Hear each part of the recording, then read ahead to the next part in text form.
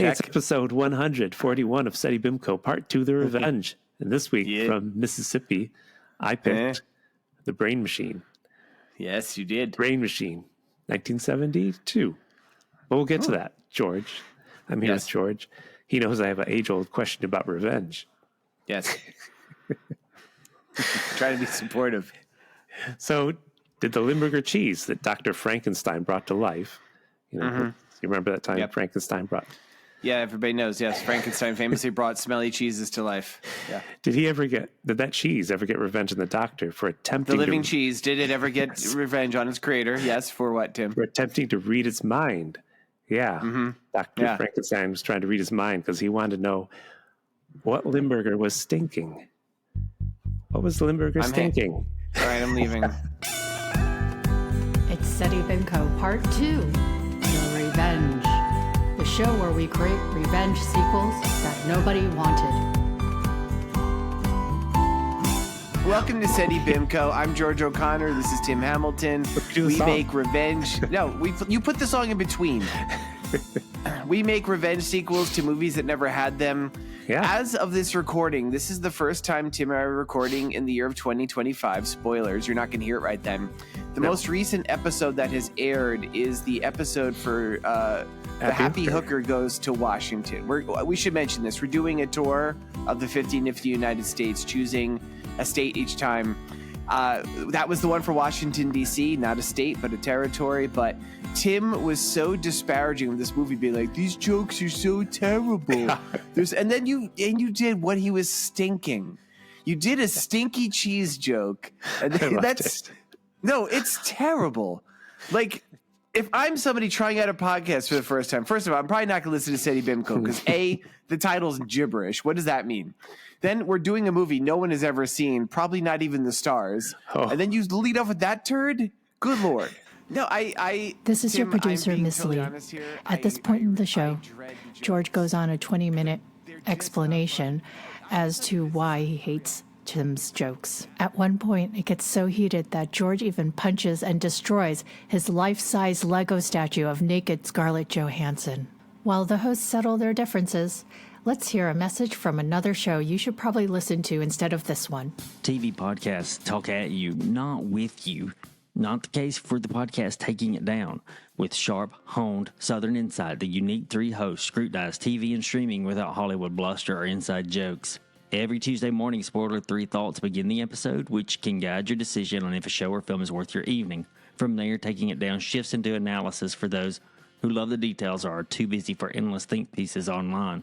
Taking It Down understands that being both busy and hardworking doesn't equate with being unthinking or unimaginative. From the Alabama Take Family podcast, find Taking It Down on Apple, Spotify, YouTube, or wherever you like to hear your podcasts.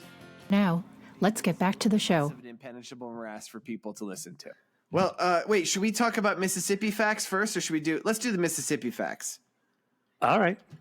All right, so we are going through the 50 nifty United States. This movie was from Mississippi.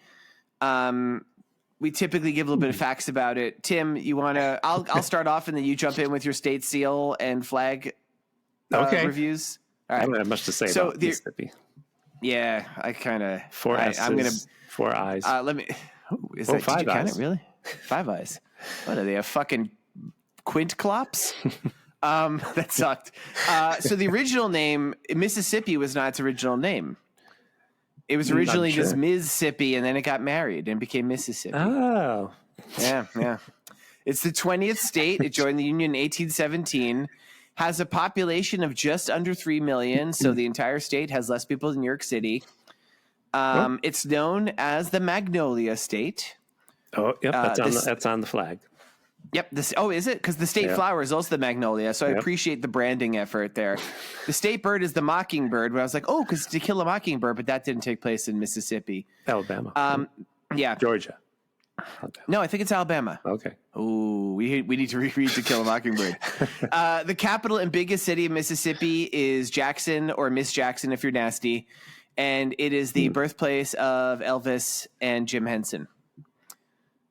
You want to jump in with your assessment of the flags? I hated the flags. The official seal is an eagle. That's all. What's the eagle doing? Just standing there. Just wait, it's not even flying. It's not. It's like, hey, here's this majestic eagle. It's just standing there. Is it like scratching its heels or not talking to a sailor? Not. What's the state seal? You didn't look it up, did you? No, just the eagle. I just looked at it and I said, this is boring. What's the flag? The magnolia on red background. I think they recently changed it to something else a while ago. Oh, wait, is that true? I think they rebranded. Yeah, they did. So, all right, here's where I'm going to be. I didn't mean to do this, folks, but turns out, and I apologize to any Mississippi listeners, because if you listen to Seddy Bimco, you're a good one. But the state of Mississippi, there's a couple of things I learned that were kind of like, as I wrote really just a pretty gross litany of stuff. So it has the lowest per capita income of any state, but it also has the lowest cost of living. It receives $2 of federal support for every $1 it pays in taxes. So it's essentially a giant state it takes a lot more than it gives. Yep. So of course that is if you know anything about the way this country runs, that means they are uber conservative. And, they hate people getting help, even though they're taking twice as much as they're paying into the system. Yes. Here's some true facts about Mississippi. It's the only American state where people in cars may legally consume beer. While driving or while sitting in your car? It just says in cars. I was like, how deep? I guess it's driving, and I'm assuming it means not the driver. Although maybe the driver can have a beer as long as they're under the limit. Who knows? This is fun, Tim. Okay. In 2007, Mississippi students scored the lowest of any state on the National Assessments of Educational Progress in both math and science. Oof. And in 2008, Mississippi was ranked dead last among the 50 states in academic achievement by the American Legislative Exchange. That's pretty cool, right? That's Way to go, cool. Mississippi. Yeah. I don't think they have elevators. This is also amazing. Oh, Tim, it's funny you say that. Corporal punishment is actually not unusual in Mississippi, with 31,236 public students being paddled at least one time as of 2016. Oof. So this is not the distant past. This is a state in the 50 nifty United States where they still paddle students. A greater percentage of students were paddled in Mississippi than any other state, according to government data for the 2011-2012 school year. I bet you it's mostly ladies that get the paddling too. Oh, let's not even go there. All right. So you did mention elevators, Tim. Yeah, elevators. So I always like to say information about streetcars and elevators. There were never any streetcars here because they viewed that as commie pinko bullshit. Wow. And they hope to install an elevator sometime soon as they figure out which way is up. Oh, no. I'm not even kidding you, where this is the first time this has happened, where they're like, we can't find any. Google literally, had the generative AI things like, there's no good info on when the first elevator was in Mississippi. Probably somebody drove it while drinking a beer. It crashed. Probably. That's right, what happened. They were in a car, in a beer. They just had gotten a D on their report card and they crashed. And the last thing I like to do in the state stuff is I look up the cryptids, right? Right. Cryptids, mythological monsters. Every city has one. Every state has one. I look up this one. Tie. I'm like, oh, big bow tie. Big bow tie. Well, that was said Mississippi. That was Alabama. Okay. Yeah. Well, he could wander. Tim, nothing happens in Mississippi. Big So tie, right here, the creature that comes up is the Honey Island swamp monster. I'm like, I've heard of that one, and I look it up, and you know what? That's actually in Alabama.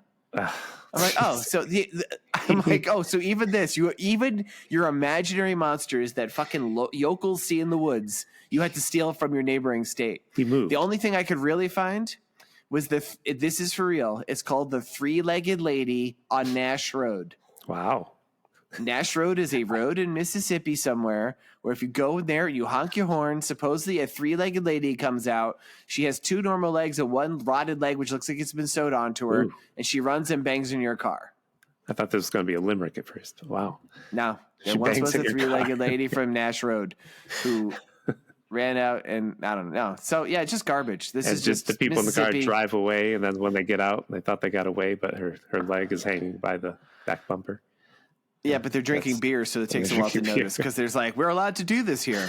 Well, maybe this will factor into the story. Maybe this explains some stuff. Maybe. All right. Yes. Five Eyes in Mississippi. I like to place movies in time by stating how many years before or after Star Wars it came out. This says 1972. I hope you got the right year, too. 5 years before the world was altered by Star Wars. 1972.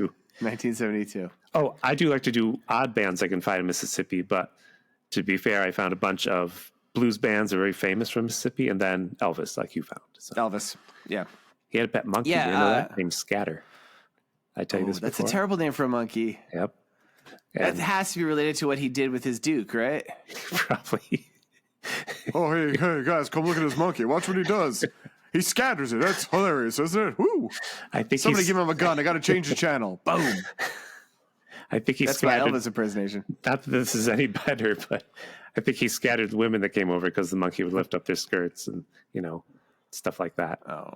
I mean, that's how it starts with monkeys and it ends with faces being pulled off. Yep. I think I heard that the help kind of let the monkey die because he was getting close to that. I'm going to rip your face off stage, The help. They gave him a beer and said, go hang out in the car. It's okay. Go drive. You're allowed to do that. I'm going to trash Mississippi again. Even Elvis, a guy who died making a Mississippi mud pie in the toilet. Oh, Elvis, he was the king of rock and roll, but we know Elvis. Even that guy moved to Tennessee. Yep, he did move to Tennessee. Mississippi. That's a good fact. Yeah. To draw our episode together, George. You'll see. Oh, tie this back later. Wait till you hear my revenge story. Oh, I can't wait. All right, give us, Tim, since you chose this movie, Brain Machine, can you give us a synopsis of Mississippi's own Brain Machine? A synopsis, because we're going to keep this episode together. And look, I'm going to explain the whole movie for you right here. You see, when a group... This will be the... this will be the first time I've understood the plot, because this movie was awful. I loved it, though. I got so much to talk about. What a group of unknowing thrill seekers. First, I didn't know that was... Seekers volunteer for what they think will be the experiment of a lifetime. They set out to achieve the ultimate ability to read minds and expand their memory, but this group gets more than they bargained for when the experiment goes horribly wrong.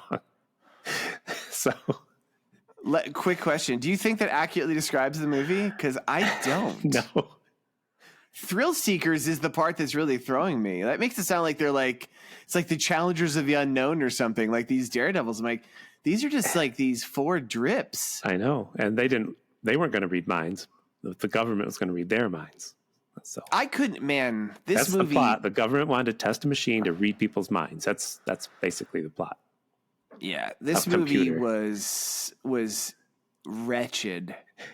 It was so slow. It took so long to get into what the story was about. It was endless scenes of people walking briskly and driving cars and talking on office phones. I'm like, what is happening? I want to talk about these scenes in detail, George. Okay. All right. Enjoy Hoyk. Did you read the director's name? Is that Houck? Joe Hoyk was the director.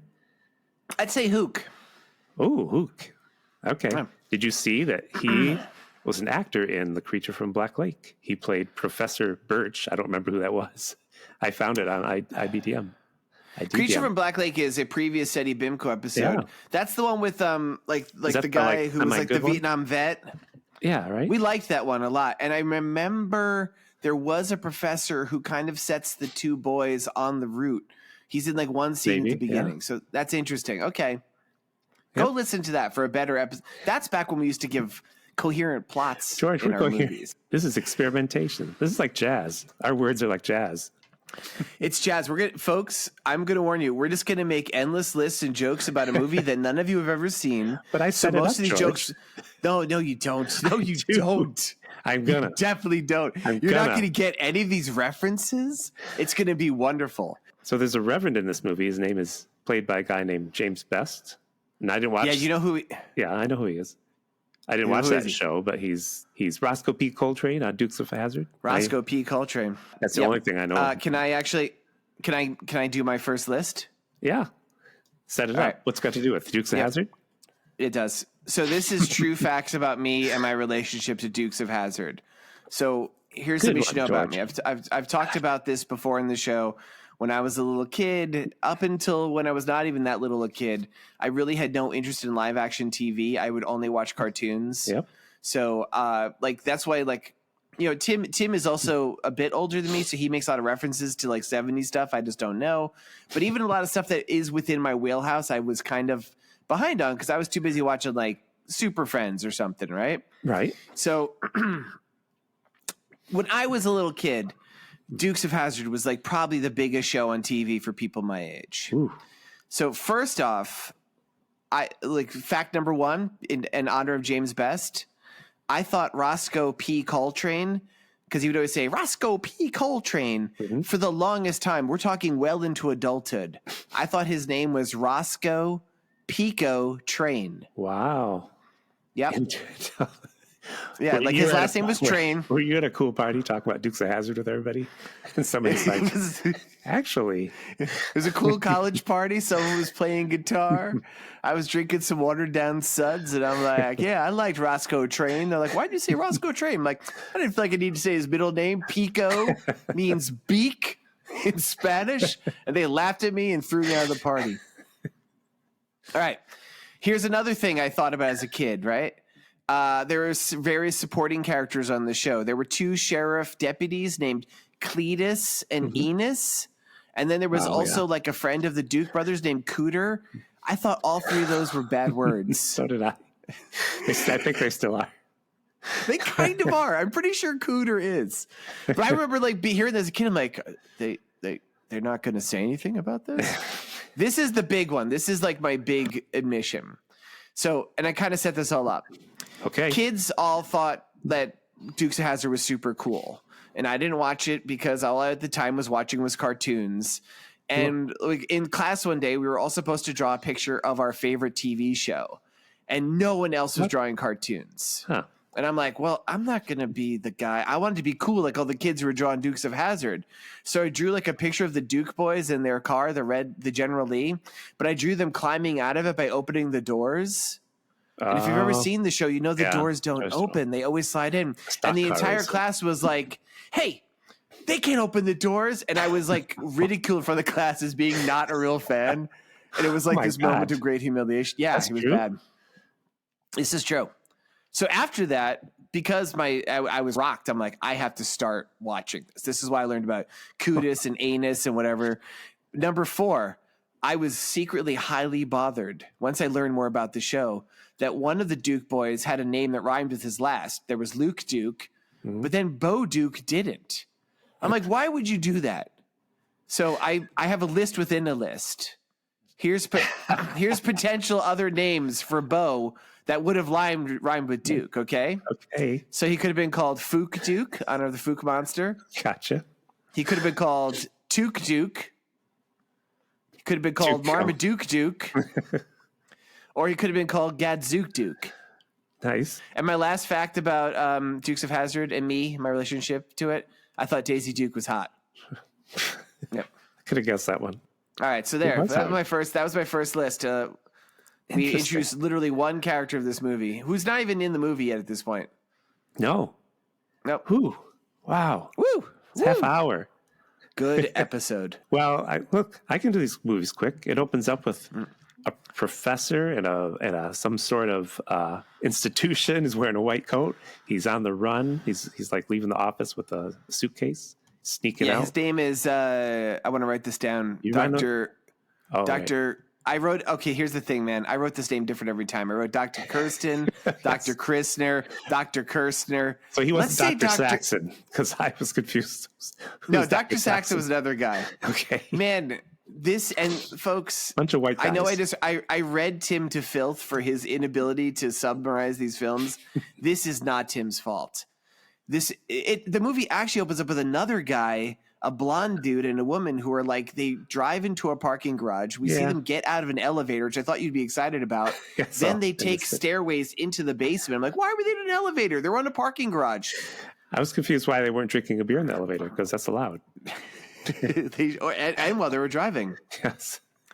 So here's what we know. There's they walk down that's right. They walk down these long steps, the kind where the camera looks down, and they walk in a circle so they get to the bottom. And they claimed it was going down 128 steps down, and they walk it twice a day, which they say was equivalent to 2 miles. I'm like, that's not true. And that guy's like, it's not 128 miles in a step. He says this is the reason he doesn't go to the gym, because of the steps. And I was going to write a list of other reasons he doesn't go to the gym, but I couldn't do it. Let's hear it. Because I couldn't do it. We don't know these characters yet. I like that you said yet, because Tim, I feel like what were their names? I never knew. Oh, it's Mrs. Portland, and I think he is Dr. Roy, I think. No, Dr. Roth is the guy who takes over, this movie. But she's Mrs. Portland. Okay. So someone broken in and stolen some top secret files from and his name is Christner, or you stole the Christner files. Well, okay, so they're doing some sort of experiment there. They don't tell us what the experiment is. All we know, they do mention guinea pigs, and they say that somebody has broken in and stolen the secret files. They stole tool files. Yeah, they stole the brain machine file. Hey, titular line. And they stole Christner's file. Yeah, we don't know. Or Kirstner, whatever his name is. So one of the other various white people in this is just like, oh, so Kirstner's the one who stole it. Yes. And then they stop to tell us about who the applicants are, the guinea pigs. Well, first they introduce there's a general in charge. Like he's like the bad guy. He's like in charge. I didn't get his name. I mean, he's just always called the general. That's all. Yeah. Oh, okay. So that's his name. People, the villain is the general. He's in the general. Government. And in case you're picturing a guy who looks like wearing a general outfit, no, he's just a dude wearing a suit. And there's some phone calls to senators, and the senator's like, well, you make this works, but I don't want my name on it, and you need more money, and there's so much of that. Like, you think we're taking long to get into this? There's like a half hour. I'm telling you, it's people walking around. They're in cheap offices. They're making phone calls. I'm like, what? Somebody tell us what's going on.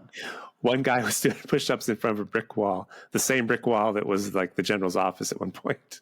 I didn't catch that. That's hilarious. Can I quickly say who the 4 applicants are? Oh, I want to talk about them. Okay, so I'll go over it really quick. The applicants are Minnie. Clear? I need to be clear one thing here. Mrs. Portland and the doctor are looking at a slideshow of the applicants, okay? Just want to make that clear. Did you notice that the slideshow is clearly just stills from the movie later? That's what I was going to say later on. Yeah, I was going to say it too. So we have these pictures of them, and then we see the characters in moving later, and it's like, oh, you just took stills of the exact same film. They're all wearing the same clothes. I noticed immediately. They also give a little bit of just what they're about, info about them. Yeah. And so I'm going to try to do it, Tim. If there's something else that's important, let me know. We see Minnie, who is 22. She is from Tennessee. She's pretty and dumb. That's what one of the guys says. And she did 1 year of college. Dr. Roth says, just my type. That's not Dr. Roth. Dr. Roth is the other doctor who takes over later. He's the blonde doctor. We don't know who these people are. He says, pretty and dumb, just the way I like them. Yep. So right away, misogyny. Yeah, right. Yeah. There's Judd. George. Yeah. Let's do it as a team. I wrote a little bit about each person here, and you're going right in order. So Minnie Park, you want to know her turn-ons? Oh no. Telling sweet little lies. And her turn-offs? Ironically, Fleetwood Mac. So, okay. I mean, in her defense, this movie is 72. I think that movie is that's like a song from the 90s. So she's prescient. All right. Judd, he is 32 from Pennsylvania, Tim's favorite state. Mm-hmm. He did some time in the Army, and he is a carpenter, and he has an impressive mustache. Judd Reed. Slight spoiler. His turn-ons. Killing his fellow soldiers, because we find that out about him coming up. Oh, I don't think I picked that up. All right. Okay. His turn-offs, finding out that these soldiers he killed owed him money. Okay. Yeah, because you're not going to get money from a corpse. Unless they have it in their wallet. He's not a corpse robber. He kills his fellow soldiers. You didn't get that? Okay, we'll get to it.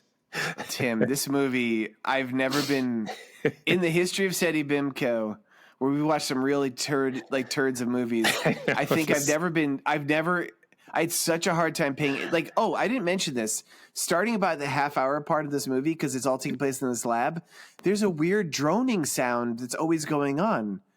To show, I guess, the brain machine. So it's like you're watching the dullest shit ever, and the whole time there's this it's just like I feel like I'm in a brain machine, which also that name sucks. I know. But okay, the next person is Emery Neal, 45. He was a priest. This is the one played by James Best, aka Roscoe P. Coltrane.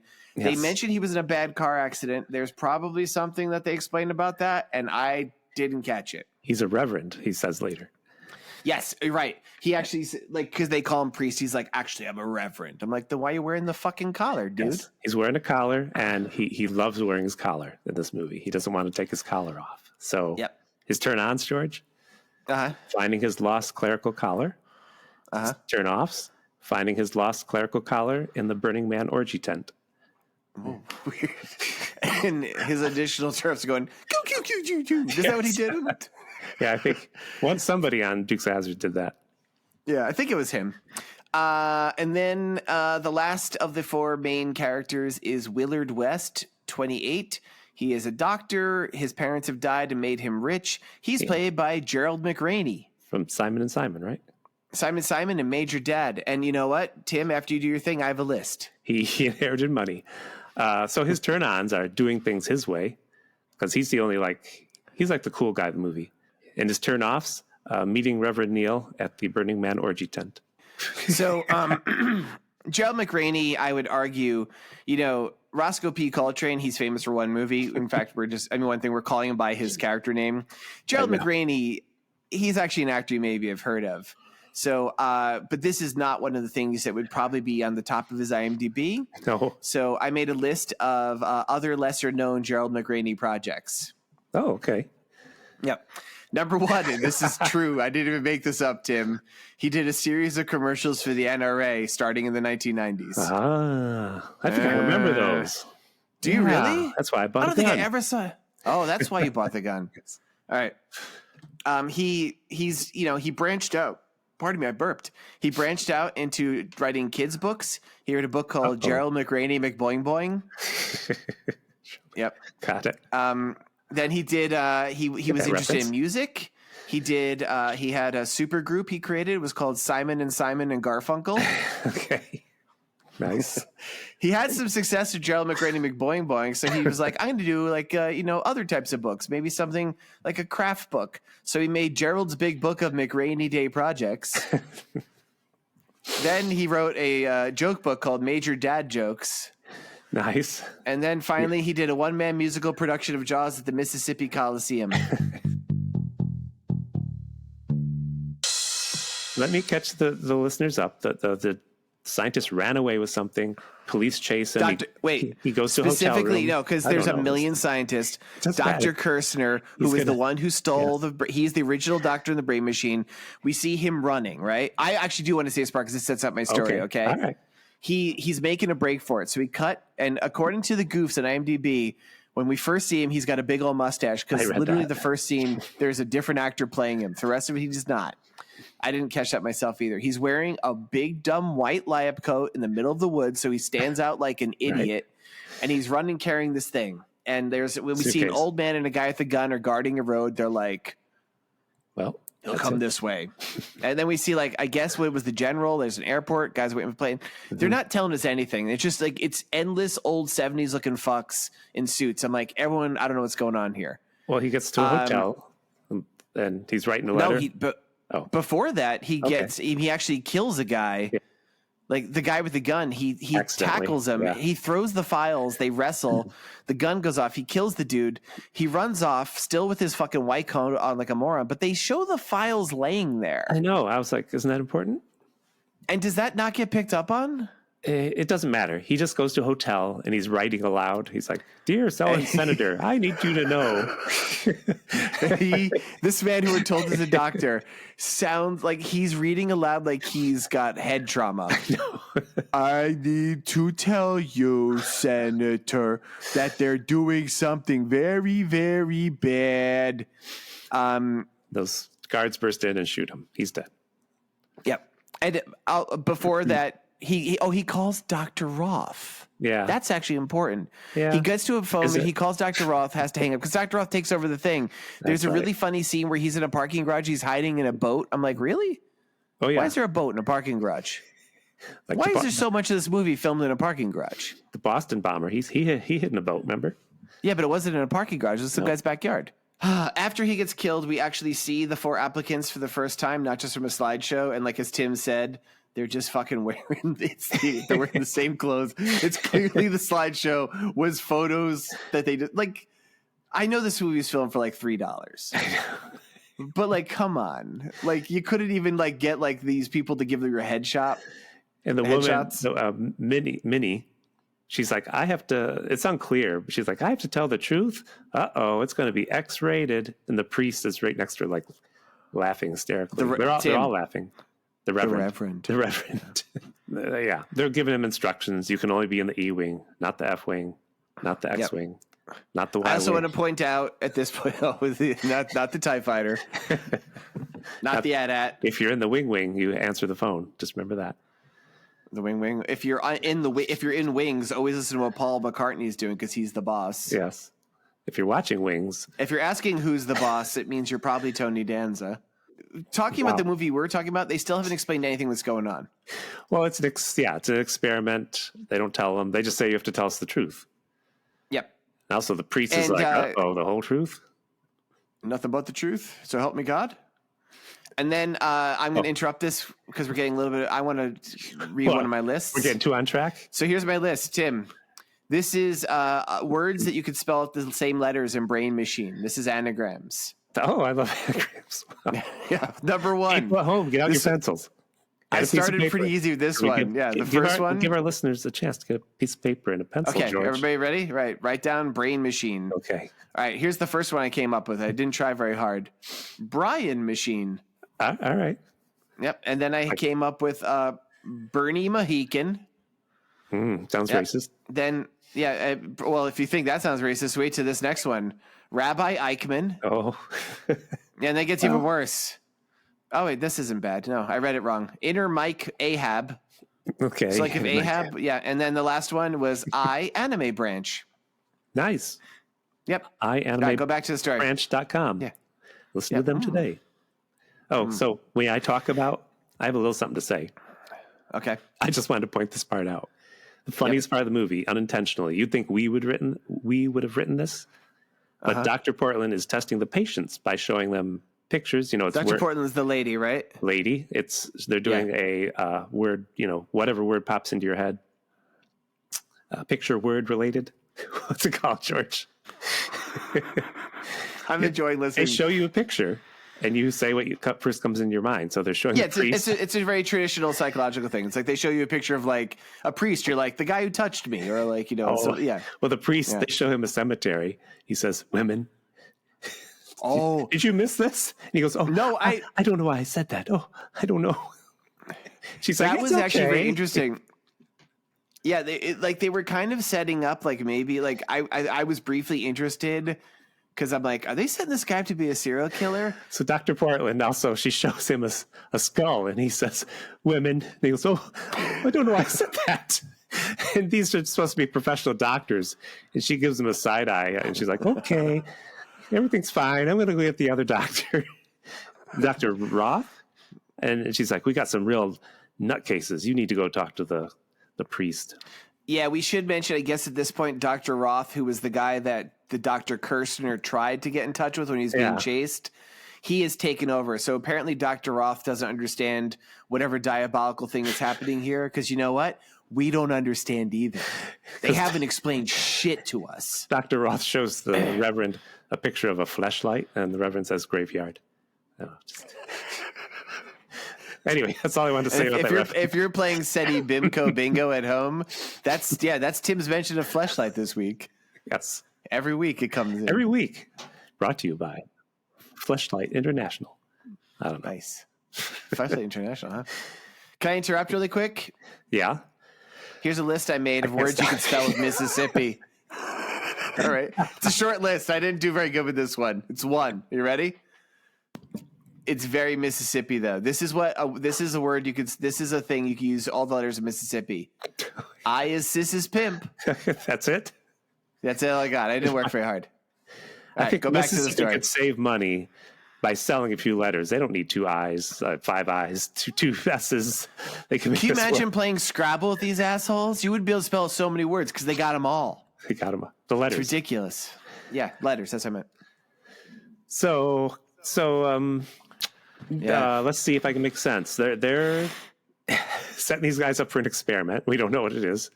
All that we know is it's important they don't lie. Oh. And we know that the priest is saying creepy stuff about like dead women. The general, which I will say I don't understand why that ever happened. Because again, I tuned out so hard. The general asks his bodyguard if he would rather protect himself with a gun or a knife, trying to be metaphorical. What the fuck was that about? Yeah, like, okay. We cut away from this, and like the general, who again, he doesn't look like a general, he's just a boring, balding white guy in a suit. He's like, I think he sees his bodyguard yawn. Yeah. He's like, the bodyguard's like, sorry, general. He's like, if I said you had to protect yourself with this, and he puts a knife on the table or a gun, what would you choose? And the guy's like, I guess a knife. He's like, and like, I don't know what the fuck it meant. Because the knife had a listening device, and his point was eavesdropping on people is the real power, knowing what your enemies are saying. But be better if you know what your enemies are thinking. He does allude to the plot. Oh, okay. That's actually, so it's, I mean, at this point, I was so frustrated with like we are like 45 minutes into this movie. I'm like 45 minutes into the podcast.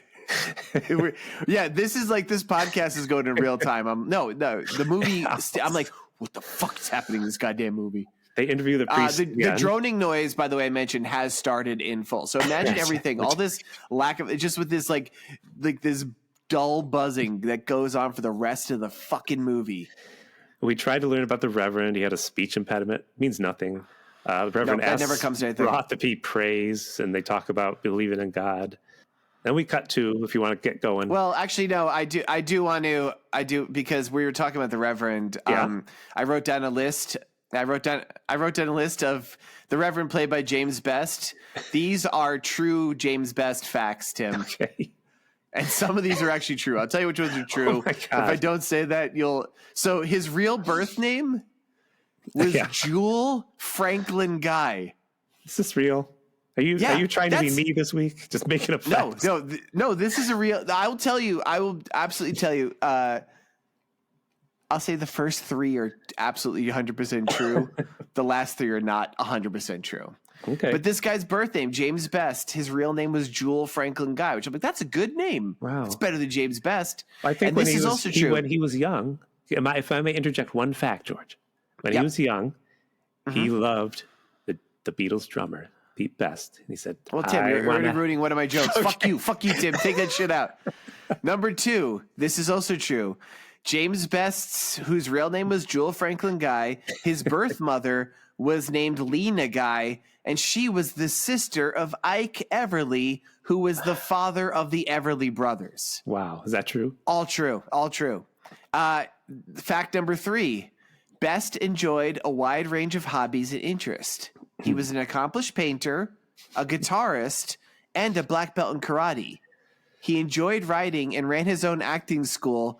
His students included Lindsay Wagner, Quentin Tarantino, and Regis Philbin. No, is this true? This is all cut and pasted off of Wikipedia. There was 2 actors in the middle who were like 70s fucks. I didn't know. I cut them out. All right, now this is maybe where you could say that there's some stuff that's less true because I want to be honest. 4, he believed that secretly his Dukes of Hazzard character was not actually named Roscoe P. Coltrane, but was actually really named Roz Copy Coltrane. Okay. Roscoe P. Coltrane. Oh, yes. Yeah. Number 5, despite changing his name to James Best, he was not actually the best James. And fact number 6, he was still better than Pete Best, though. There's my joke. We're starting to think alike.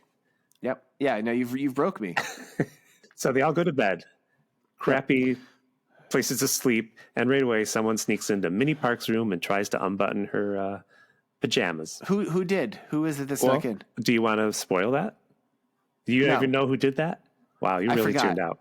Well, anyway. No, I even have notes. Yeah. the doctor comes, and like typical 70s doctors, like, she's just a woman making it up. She's hysterical.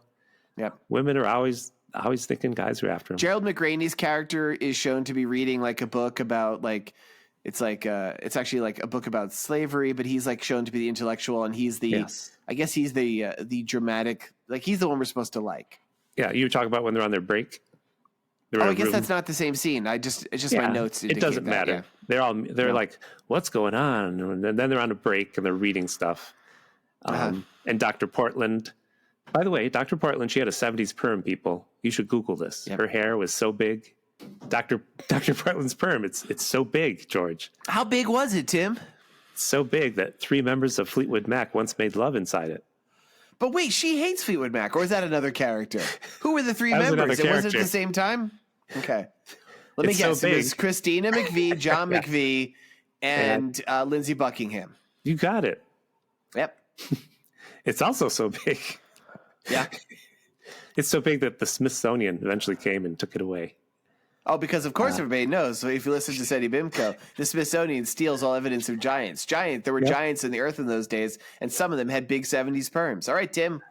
That might have been a bit of impenetrable factness. You put it back a little bit.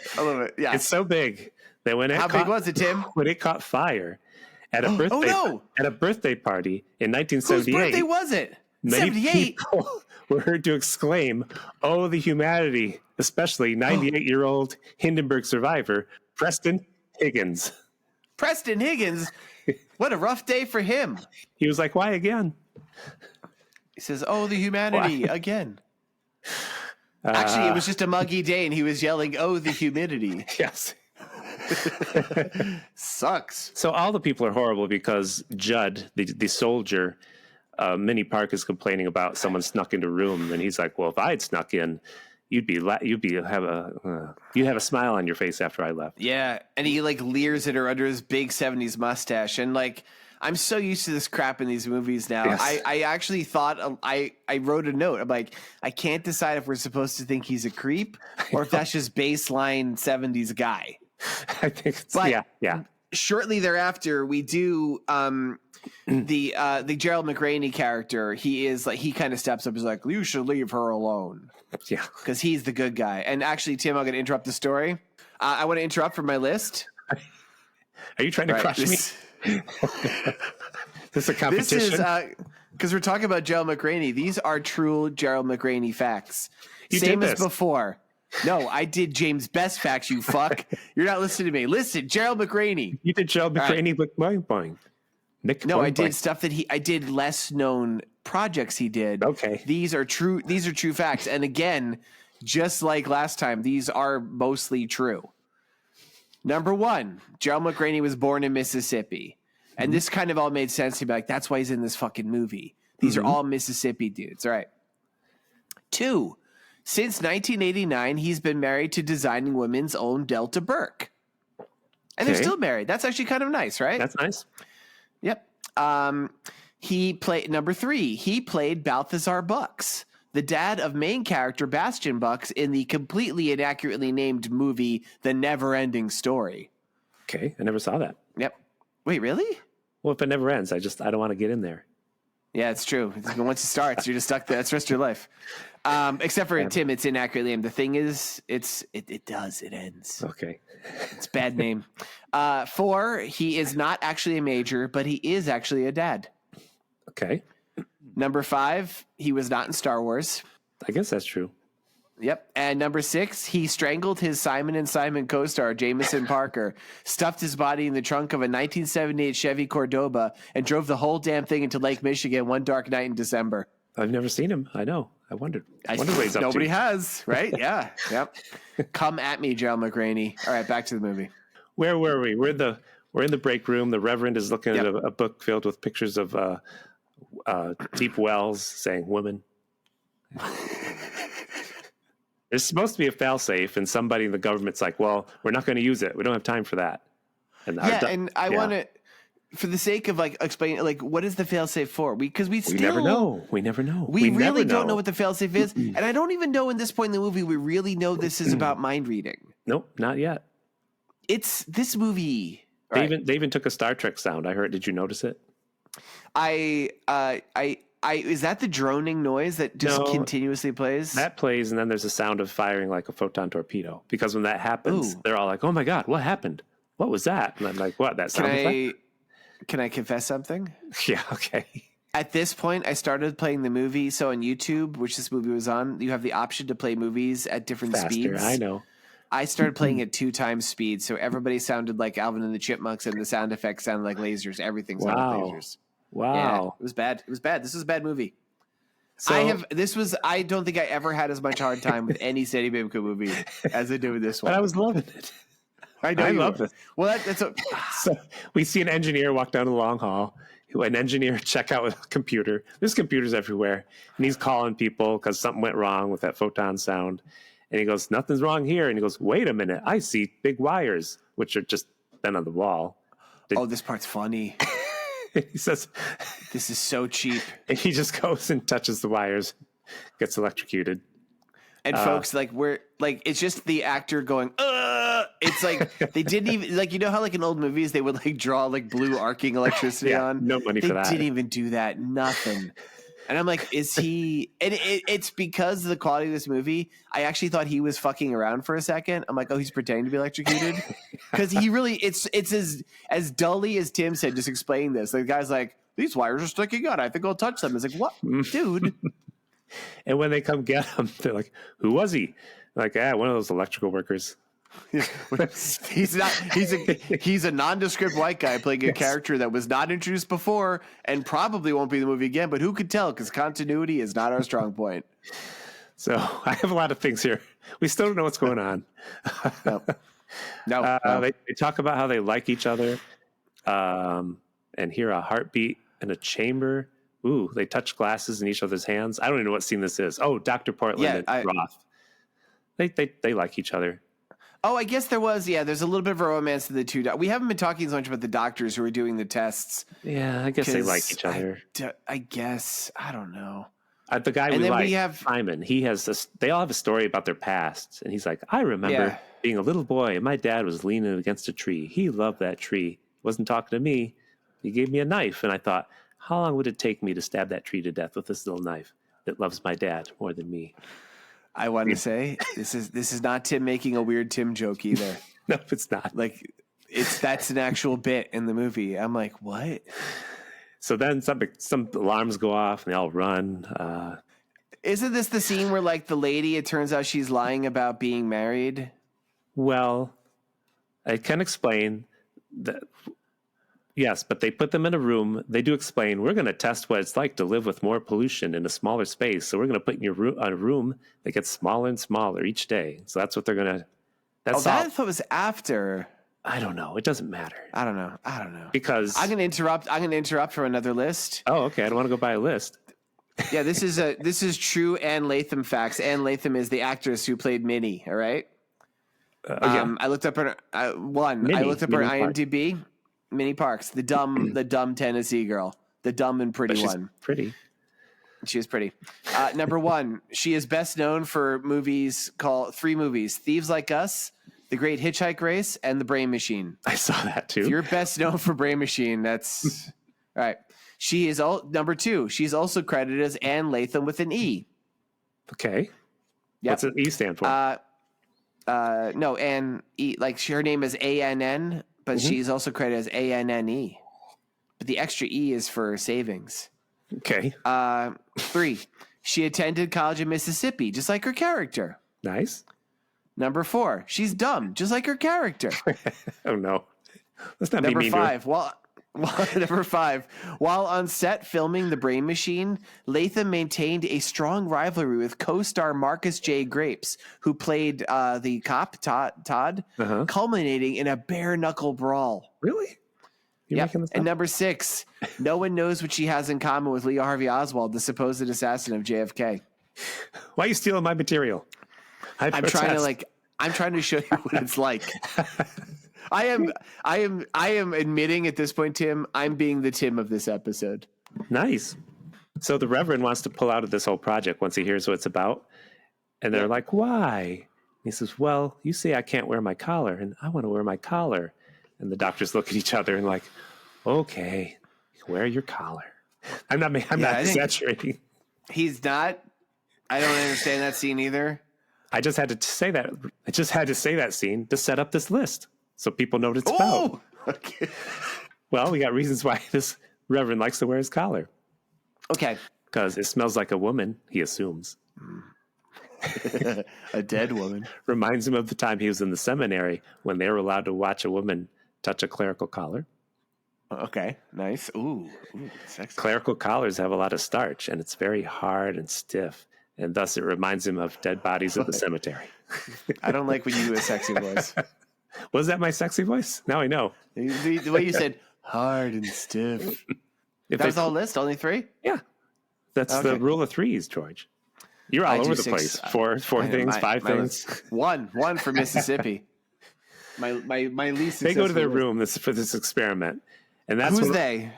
Our 4 people: Priest, Minnie Park, Hero, Simon Guy, and Judd, who was a soldier. But this is where we learn. I don't know why I don't know why we learn it or why people start lying, but there's a computer that can read their minds, because Minnie is the first one. She's like, but I am telling the truth. And the computer's telling her she's lying. And then she admits she had a child, had an abortion. It got really dark.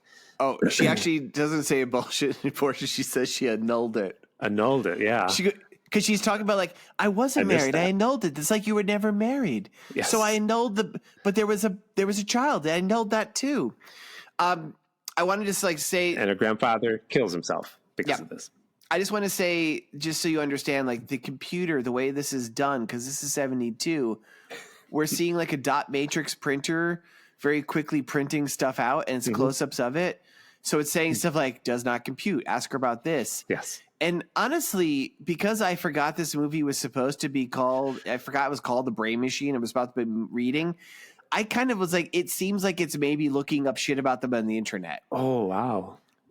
You were stoned. Right? Because it's just no, I didn't think that. No, it wasn't. Oh, man. I'm just thinking, would this have been better if I was high? Maybe. I think so. I think this would have been worse because the droning noise. And because remember, this whole time. Yeah, droning. That means the computer's thinking, George.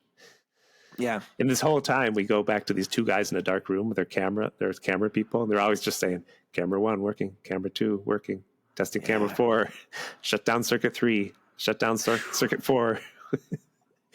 And if this sounds boring as fuck, folks, it is. In fact, I'm going to interrupt for a list. Oh, no. This is my list. Things only marginally less entertaining this movie. Ooh. So Tim's marginally joke? less Tim's entertaining. Joke's number 1.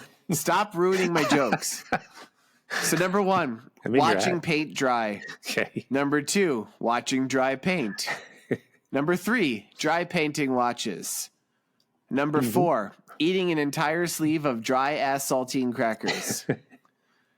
No, I said number 4. It was number 5. Number 5, listening to Ben Stein count to 1 million. And number 6, the only thing marginally less entertaining in this movie, Tim's age-old questions. I knew it. Yep. Of course. I'm in your head. I hate your jokes so much, Tim. Your age-old questions suck. Bring back producer Miss Lee. She did it better. If you agree, write to us at Seddy Bimco with an E at the end, gmail.com. Write us the letter if you're still here. Go back to him. So then we talked to Judd Reeves. That's where we found out he's lying. He killed one of his fellow soldiers. You didn't catch that. That we get some stock footage I did. of war. It's we kind of see like a field of Civil War. He's killing Northern soldiers. He's firing a musket. Yeah. He's saying, die. I feel like I need to say he's actually not, but like this movie, it doesn't matter. You have described so many things that are so crazy Tim-like things that are actually in this movie, and yet they should be funny and exciting to see, but this movie is such drab shit. They're not. Had Reeves and Wallace, they get into a fist fight, and then the camera. I don't care if it doesn't happen like this unless you have a list. The camera. Which ones are Reeves and Wallace? Reeves is the soldier who's like.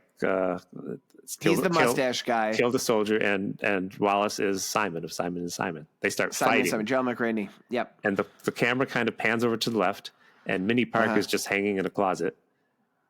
And they're like, "No, Minnie, no," because she killed herself. Tim. You didn't even notice she killed herself. What? I thought she was just unconscious. She was carrying around for the rest of the movie. They carry around like limp laundry the rest of the movie. First of all, the walls are starting to close in because they started lying, and there's a closet somewhere, but she hung herself in. I thought you would be very excited about this because, and I'm probably ruining what this is in common with Star Wars. We've ruined 6 of my jokes. I don't care. It's like a compactor scene. Yeah. Well, Star Wars stole this from them, I think. Oh. So the room is keeps finding out they lie. When they scan the Reverend's brain, George, so you didn't remember this. He's the guy that tried to sneak in and undress Minnie Park. Which I was like, they already made him creepy. I thought, oh, I see, misdirection. But they're like, no, he's the creepy guy. He literally like looks at pictures of cemeteries like women, skulls, women. So he's lying. I do have a quick question, Tim. Like, all honesty. Yeah. They mentioned in his bio he was in a car accident. He's never been the same since. Does that ever come up again? No. Everything he says makes no sense. They have a flashback that he slept with a woman. And he's talking to her. Like, do you pray? Oh, I remember that. Yeah.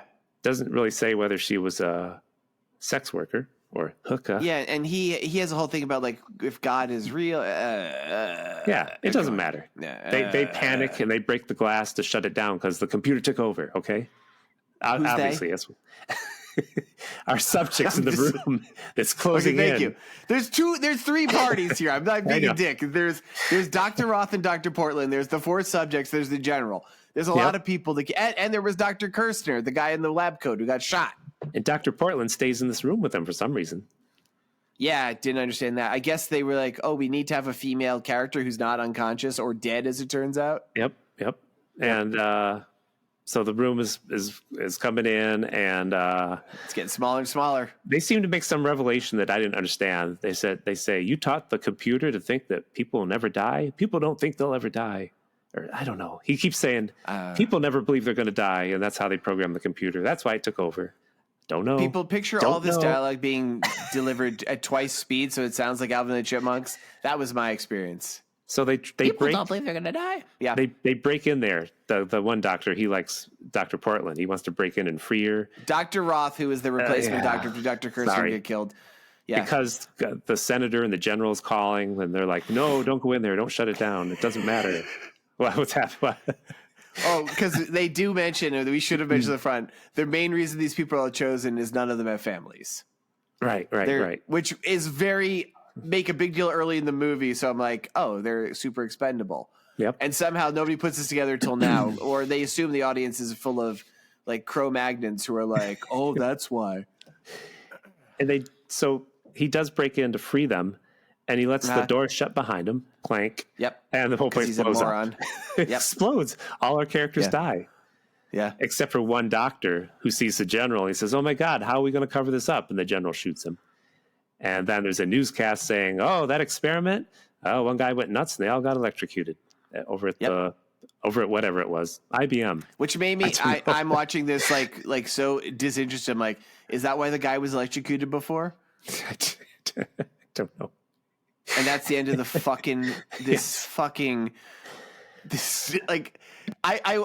so after this movie's over, I kind of wander downstairs and my wife's like, how was the movie? And I'm like, it was so bad, but like not even a way that I could, and I can't even like muster enthusiasm. Like it was just really shitty. And she's like, what was it called? I'm like, it was called The Brain Machine. She's like, that's a terrible name. I'm like, yeah. And that brings me to my final list. Oh, it was better names for this movie. Well, it was also known as Gray Matter. That is also true. I didn't mention that. But this would have been better names for this movie. And like this first one, why not call this The Thought Experiment? Yeah. And never do it. That's actually a phrase. And like that, it's, anyway. And never make it. The Thought Experiment. Yep. Number one. What if the Thought Experiment is? All right. So better names for this movie. Number 1, The Thought Experiment. Number 2, Droning Sound, the movie. Yes. Number 3, hey, Jerry, I have access to a bunch of nondescript offices for a week. Want to shoot a mind control movie? Number 4, a bunch of establishing shots of a fancy pool for some reason. I forgot to mention this. I forgot that too. Whenever they fucking showed wherever the shit was happening, they would show this like weird pool. Why? My mind was erased. Right. Yeah. Number 5, this is one really for me. Indiana Jones versus the buxom naked women of doom. Okay. I mean, I would definitely watch that movie. Sure. And number 6, better name for this movie, The Never-Ending Story for Real. Yes. All right. I like to talk about how this is like Star Wars, but this came out before Star Wars, so I like to say Compactor scene. What Star Wars stole from it. And Compactor obviously, scene. it's the compactor scene. Tim! In fact, they really copied it first because they have an edit they didn't use. Wait, who's they? Thank You you. reckless use of pronouns. Star Wars, when they made Star Wars, Lucas made it, he copied it too much. If you look closely in the back of the compactor scene in Star Wars, you can see Minnie Lee hanging herself in the background. Tim, I've noticed that. I always thought it was a munchkin. Me too. Yep. Now we know. All right. Now, because Tim likes to bring in Star Wars incessantly, I always like to say what this movie has in common with 1987's fantasy movie Labyrinth. This movie was made in Mississippi, and Labyrinth was directed by Mississippi native Jim Henson. That's all I got. Wherever you are, wherever you're hiding, I'll find you. Revenge. Well, I have a great sequel. I'm just going to go ahead and do it first. Go do it. Even though you're afraid. It can't be worse than what I've already done. All right, let's hear it. Let's go. Play the music. Sequel. So the government shuts down the general's experiment due to that explosion. And this enrages the general, and he vows revenge on all the bureaucrats above him. See, revenge. He will perfect his brain machine, which reads people's minds, whether they want him to or not. So the general moves to Tennessee, where the laws governing brain machine experiments are very lax, even more lax than Mississippi. You would think the state that allows people to drink beer while driving would have more. In this state, you can drink beer while having your brain experimented on. So he posts flyers on the telephone pole to get more recruits. It says he's really stepped down in the world. It says, help out utterly newly designated design of grandeur. So the general and his assistant, he's got an assistant, Mrs. Oakland. They receive only 3 applicants, which was good because due to their limited budget, he could only afford 3 chairs. Okay, wow, this is rough. And 1 chair was missing a leg. Oh, a tripod. His subjects were a man named Gary Dahl, an advertising executive. One subject. Who played him? Back then, Mr. A young Luke Skywalker. I don't know. Oh wow, Mark Hamill on his way up. You're gonna bring weird stuff in here. Okay, I'll stop doing that. You can. I'm gonna do it to you. No, you're not. One subject. You already did it. Was a turkey named Waffles. Played by. All right, I have to ask. How did the turkey? This turkey could read. Yes, he was from up north, from Canada. Oh, so Canadian turkey. He'd moved to Tennessee to play music, but he needed money. Yep. And as it was Tennessee, one subject was an Elvis impersonator named Elvis. Oh, wait. And remember, you did say up front that was going to tie in. So Elvis. Elvis, born in Biloxi, Mississippi, died in Graceland, Tennessee. Yeah. Yep. So immediately. Or Tim. What? Or did he? Or did he? This story may explain. Immediately, the general puts them in a room like before, but instead of the walls closing in like a compactor, this room will slowly smell more and more like high school locker worse room. Than death. Because that's all he could Was afford. that because its thermal exhaust port was blocked because he was afraid rebels would blow it up? Yes, that. And he just had old socks to throw in there. He made it smell worse if they lied. Wow. General. So, as before, the general asks them questions to see if they're holding back any lies. They ask Gary why he really came here. And he says he's looking for a breakthrough for his new novelty idea for bagels. It needs improvement, as it's now called Pete's Pet Locks with cream cheese. But getting into a pet rock thing here somewhere, but I don't know where. The computer alarm goes off. It indicates that he's lying, and the smell increases. How bad does it smell? Like a high school locker room with piles of socks and jock straps. You said it gets closer to that. That smell. Just increasing, just more and more. Yep. So it's like the socks are getting closer to your face. Yeah.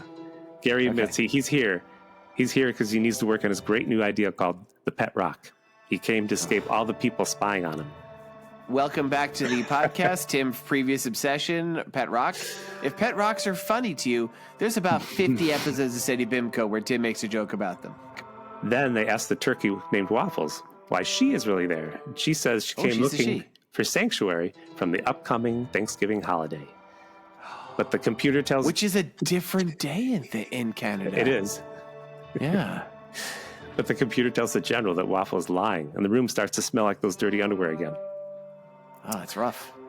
So Waffles cries and admits. He says, "Can you do an imitation?" Wait, she was a she. First off, can you do an imitation of a crying turkey? Gobble gobble gobble blah blah blah. I don't know. It's terrible.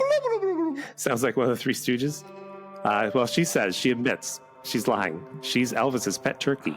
Her name is Waffles because she likes to toast waffles in a toaster.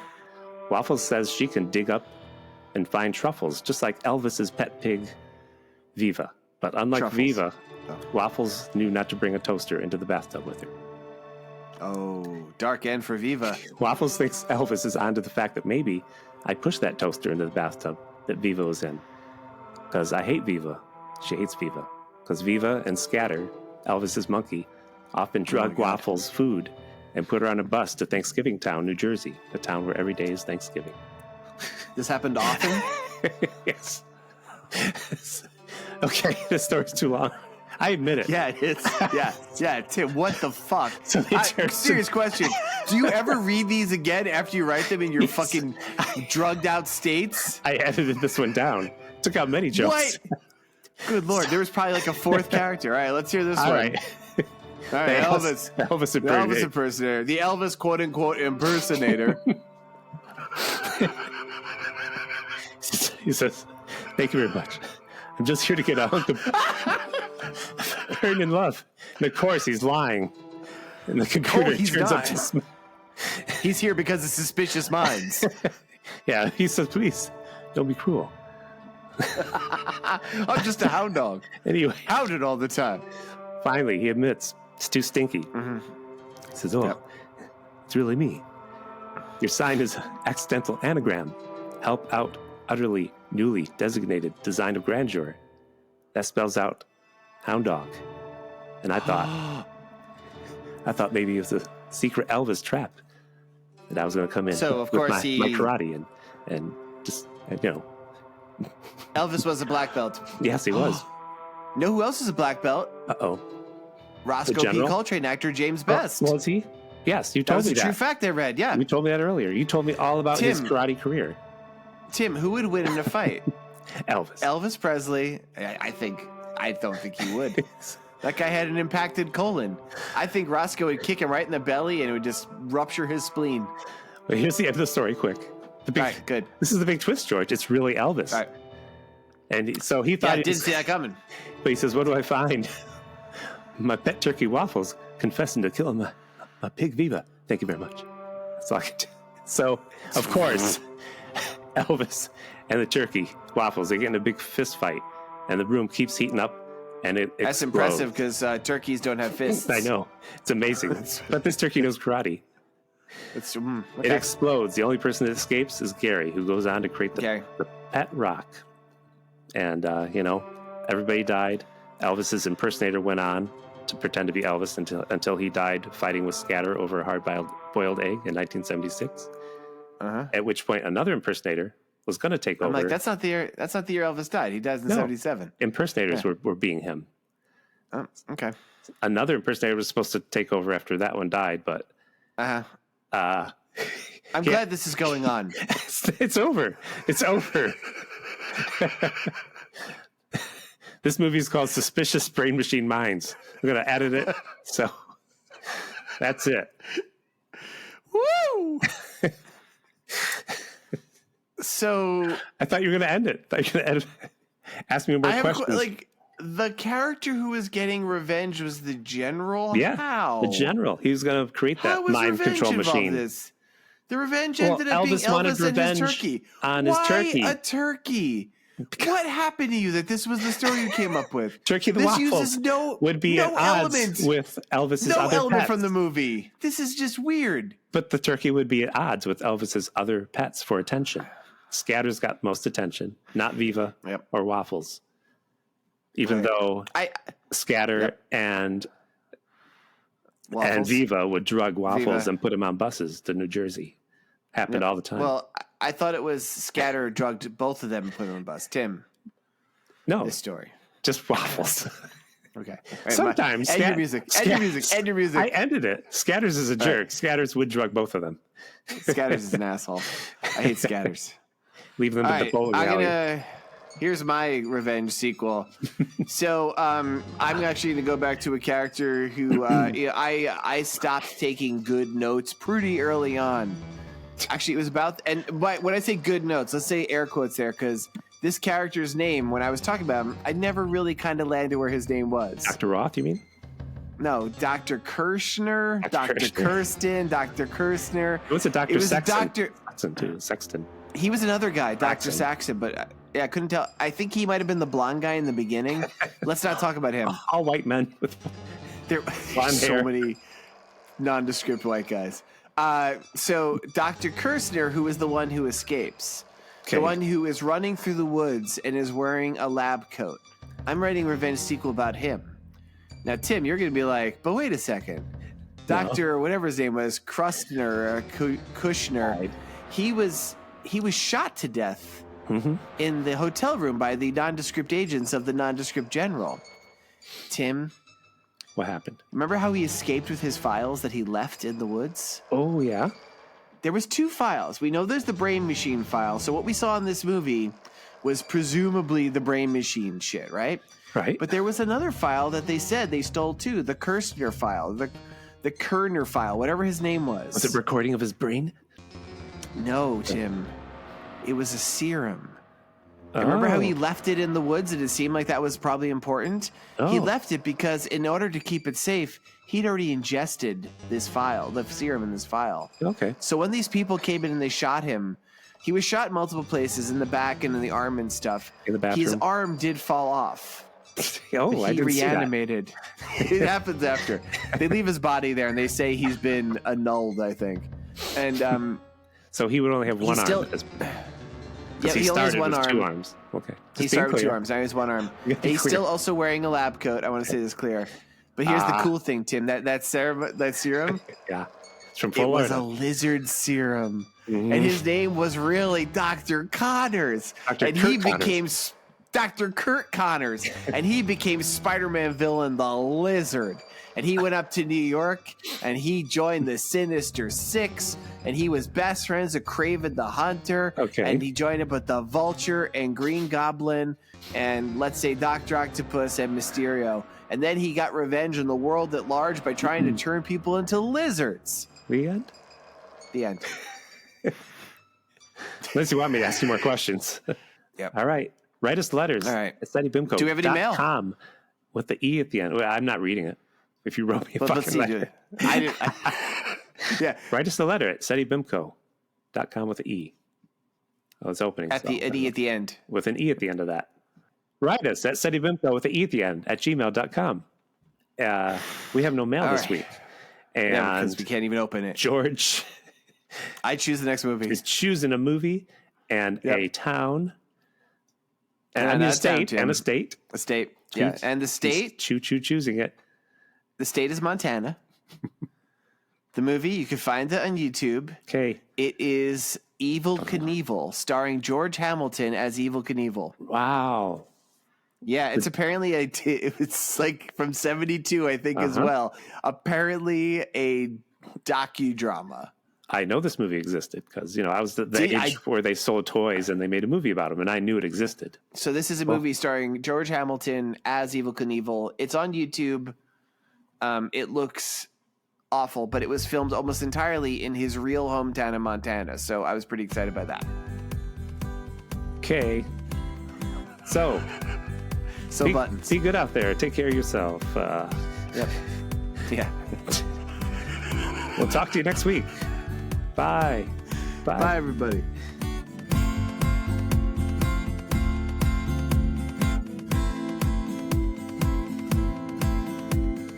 This has been a Pity Party Line production. Party line. It's a party line. Something for real. So, as I mentioned already, this is recording the new year, and I'm like, you know what? I'm going to go back and kind of like, every once in a while I listen to an old episode, right? And I'm like, I'm going to listen to Seddy Bimco from the beginning when I joined on and just hear.